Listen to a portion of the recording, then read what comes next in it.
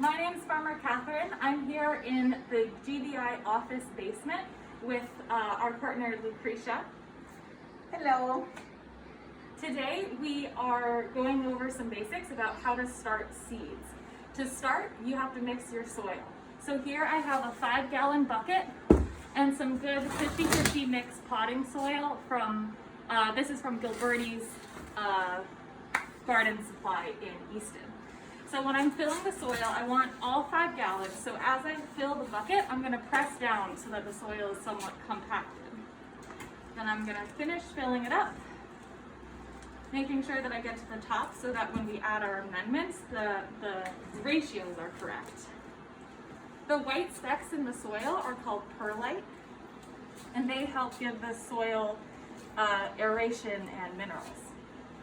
All right, now that I have a full bucket of soil, I'm gonna come over here and dump it into this long mixing bin. This is where we're going to incorporate all of our amendments evenly throughout the soil. Ooh, I packed it in good, so now it doesn't want to come out again.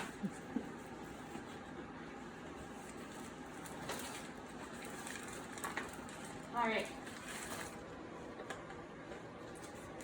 Now that we have soil in the bin, we're going to add, what was it, 12 cups of worm castings. 12? Mm-hmm.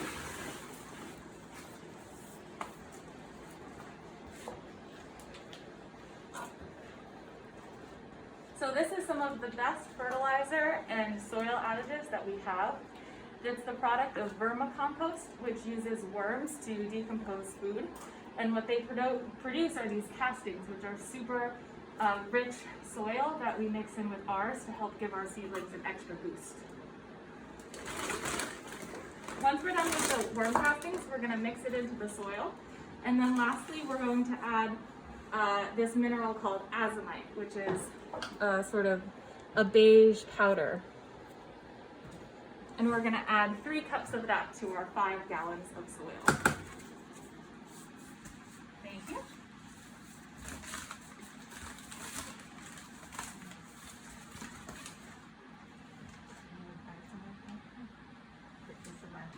This azomite is like, it comes from a mine. Those are rocks that are full of mineral that the plant need to grow good root. All right, do you want to mix or shall I? Yes.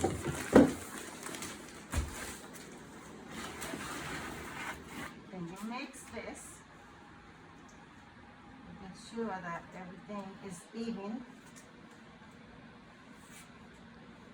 So the plant will be happy growing. One thing that I wanted to mention, because GVI does get the soil that mix. It's like a formula from Gilberti, but I'm not sure if Gilberti sell that to the public. However, there is something similar to this formula that is called ProMix, and it's compact as well. It does last a long time. It takes me about 2 years to use 1 bag, so it's also good. The azomite, or you can get a ProMix, either Treeline or Genom. Same thing with the azomite. The ProMix you can get a Genom, and the azomite you can get also a Genom. He sell them like grain, whole grain, or the powder.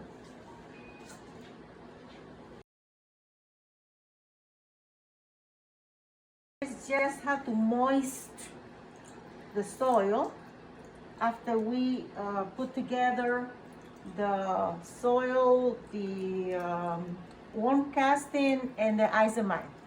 So now this is the 4th step. So we have to make sure that the soil is moist, because that's going to help the seed to sprout. faster. Okay, I think I need all that water. So now I do this.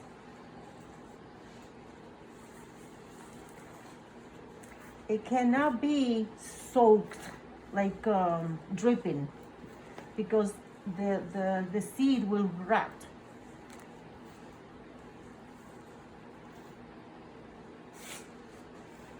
So you just, it's like making bread.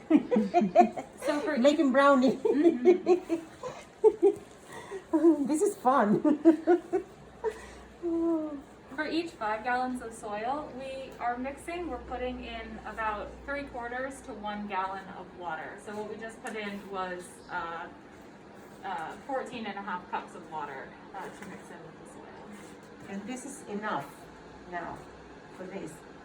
Now, to get it all the way mixed in. yeah, for the, of course, gardener don't need this much soil to plant their seed, so they can do it in this small scale. Just don't put too much water.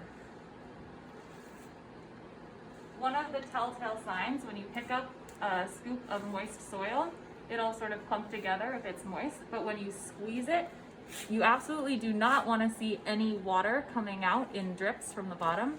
So I can feel that this is wet, but there's no moisture coming out, so that tells me that this is a good amount of water in the soil.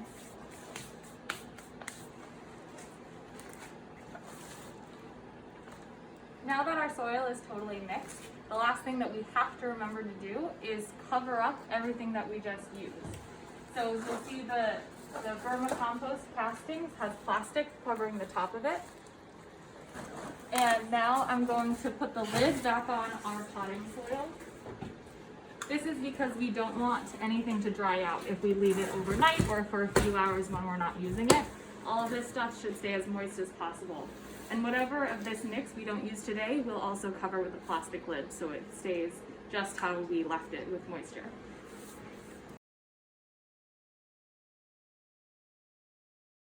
Okay. One more thing that I wanted to mention is that even though this is dirt, but this is a very special formula that has been put together, and this also has been sterilized, meaning there's no germs in there, there's no chance for the plants to get disease, they get sick. Because they do, even though they grow beautiful, but when they start producing fruit, the plant can get stressed from being sick, and that would be the end of your plant. Like tomatoes and peppers, they can get sick. Eggplant can get sick. Basically all the plants can get sick. They carry different disease. The container that you are going to put the soil in like this for your seed also need to be sterilized. You can use like a gallon of water with 1 tablespoon of vinegar, and you can clean your container with that water, and that will be enough. That will be clean enough for your seed to grow healthy. Because after you put all that work, and then you want to have a good harvest.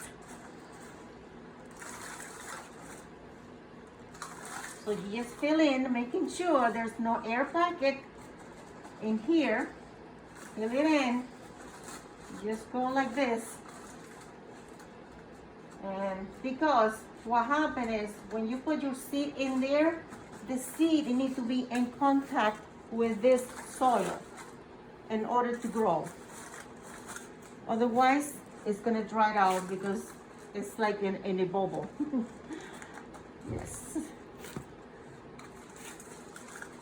And you can actually buy this at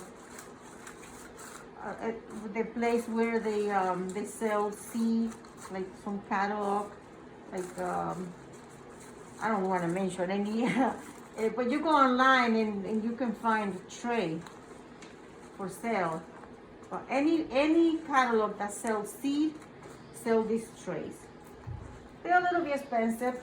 You can avoid that by going to the dollar store and get a pack of caps. Just make sure you cut a hole with a scissor. You clip a little hole with the scissors or with something, you know. And so because it does need to drain, because this does have a drain. You see, this they need to drain. You just pack this like this, clean it out. You want to be able to see this ridge here. I'm not sure if I'm saying this right, but because you want to know, you want to put your seed right in the center of each cell. This is 50 cells. You can grow for a small garden. You can use one of these for different seed. You still have to make sure that whatever you put in there all together is gonna sprout just about the same time. Like, for example, you can put tomatoes, all tomatoes in here. But don't put lettuce or any leafy or any brassica, because the brassica is gonna sprout faster.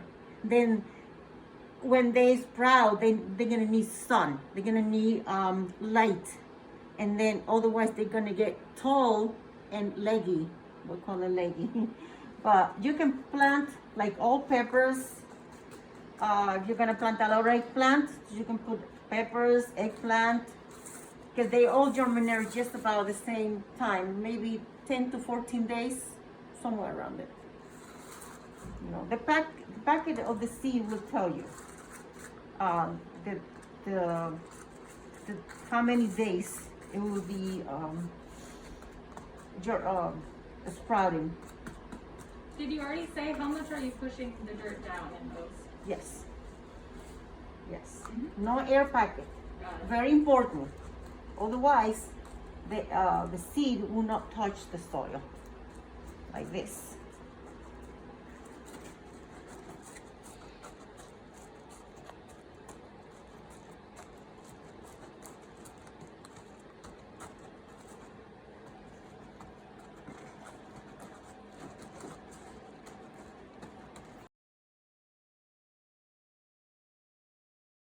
All right, now we're gonna start seeding this filled tray with Islander sweet peppers. So we have this packet of seeds. I'm gonna dump some out into my hand. Not the whole packet, because the chances that I drop everything and spill them are high enough that I wanna keep most of them safely in the tray. I just freshly washed my hands. You wanna make sure you have clean hands before you start even touching your soil, and especially before you touch your seeds, just to make sure that nothing extra gets in with your seeds when they're starting to grow. Also, the soil that we're using is from a garden supply location, and the potting mix is actually sterile, meaning that there's not errant bacteria that could interfere with the plants. So we're gonna come along here, and really all the information you need for how to plant them is going to be on the back of your seed packet. Always make sure to read this first, because it'll tell you exactly what you need to do. For instance, we're gonna plant these pepper seeds 1/4 of an inch down into the soil. So using either your finger or a popsicle stick, you can make the little indents in the soil. That should be loose enough at the top if you filled it with a light touch. And then you're going to drop your seed into the middle of your hole in each one.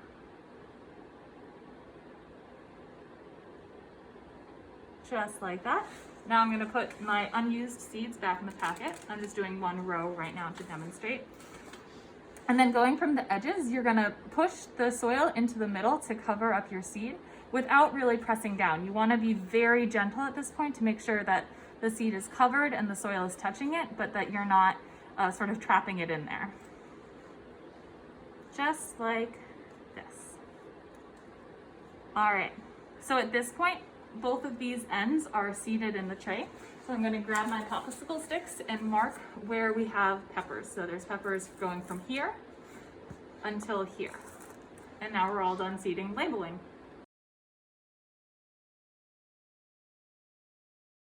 All right, it's super important when you're seeding trays of seedlings to keep track of what's going where. Otherwise, you're not going to know what some plants are until they start bearing fruit several months from now.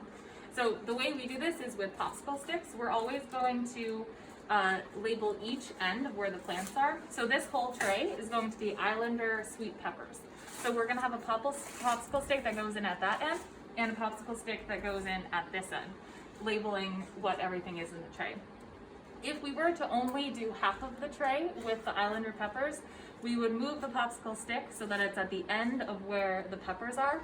And then if, say, we're planting a different variety of peppers on the second half of the tray, I would start a new stick right here and then finish it off with another at the end, saying exactly what and where everything is. So when we label our tray, these are going to be Islander peppers. So I'm going to write the variety of the crop, my own initials, CL, and the date.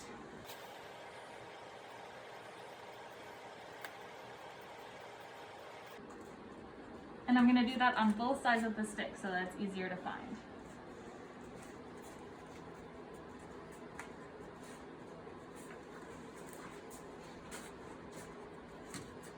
Okay, there it is. And we're going to put that right here so we know what we're planting.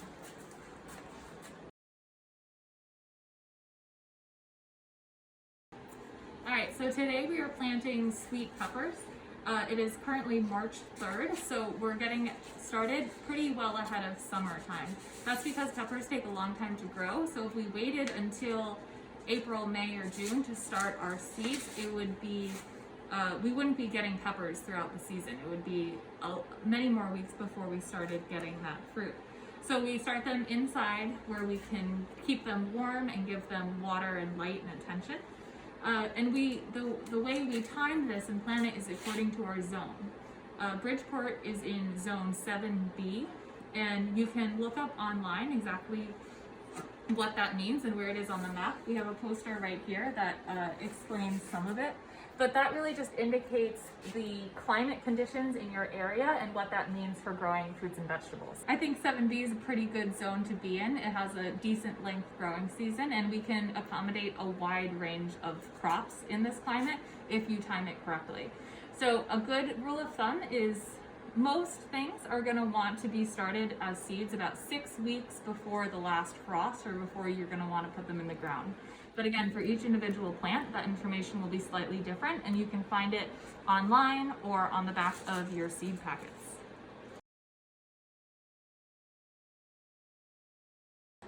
Okay, now you can see that we have 5 beautifully seeded trays of peppers, and now we want to water them. If you remember, we started with slightly moist soil, so we don't have to do too much, and you always want to err on the side of caution with watering, because if the soil is too wet, your seed will end up rotting instead of sprouting into your beautiful plant.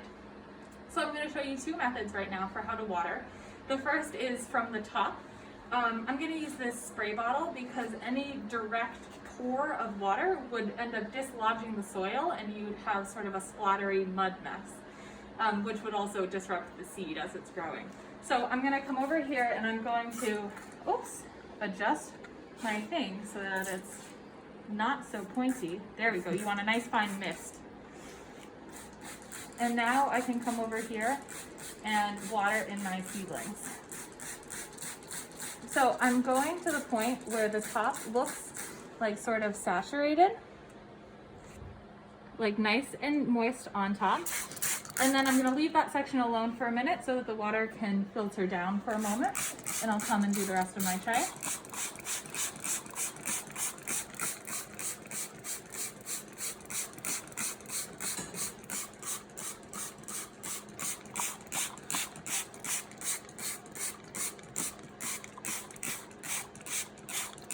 All right, now before I finish doing, I'm gonna come back here, and now that the water's had a chance to go down a little bit, I'm gonna spray again on the same spot to make sure that the water is really penetrating the soil. And then I'm gonna go back and do that with the whole tray.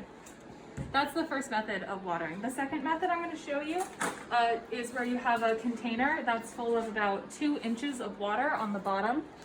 And then you're gonna pick up the whole tray. So we have each of our seedlings, we have a tray that holds it, and then inside the tray is our, well, they're both called trays, tray of cells. So this has the individual plants, and on the bottom of this are little holes in each one of the plants. So when I submerge it in this bath of water, the holes will absorb water up through the bottom, and the soil will get nice and damp from there. So I want to just place it in there and leave it for 30 to 45 seconds to let the water seep in. And then when I'm done, sort of counting down now,